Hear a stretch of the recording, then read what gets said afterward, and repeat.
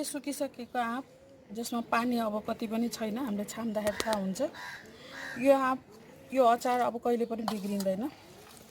यसलाई हामी धेरै समयसम्म राख्न सक्छौँ र अचार जति धेरै पुरानो भयो उति धेरै मिठो हुन्छ।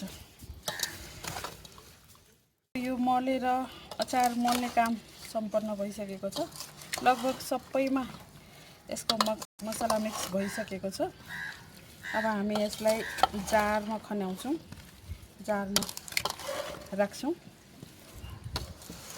यसलाई राख्नको लागि लगभग सकभर सिसाको जार भयो भने राम्रो। तर अहिले हामीसँग सिसाको जार उपलब्ध छैन, किनभने लकडाउन छ, जताततै बन्द छ। कुनै जार छ त्यसको बिर्को छैन भने कसैको के छ, त्यसले गर्दा पछि हामी फेरि अर्को जारमा यसलाई स्थानान्तरण गर्नेछौँ। अहिलेलाई हामी प्लास्टिककै जारमा यसलाई राख्ने काम गर्छौँ। हाम्रो अचार तयार भइसक्यो।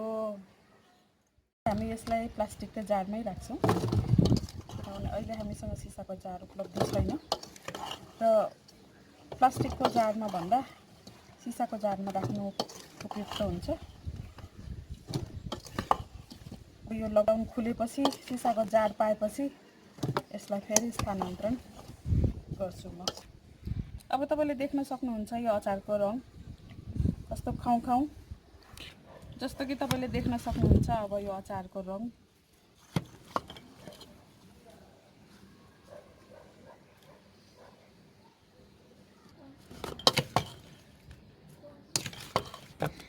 अचार जारमा राख्दाखेरि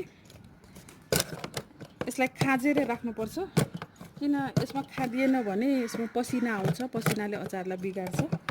त्यसले गर्दा अचारलाई खाँदेर राख्नुपर्छ।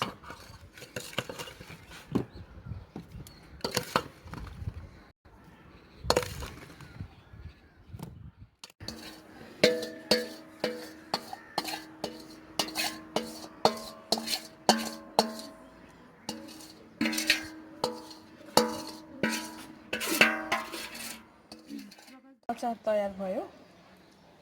अब यसलाई 2-3 दिन हामी यसलाई घाममा राख्छौँ। अब बचेको तेल पनि हामी यहीँ राख्छौँ। यो तेलले अचारलाई बन्नमा मद्दत पुर्याउँछ।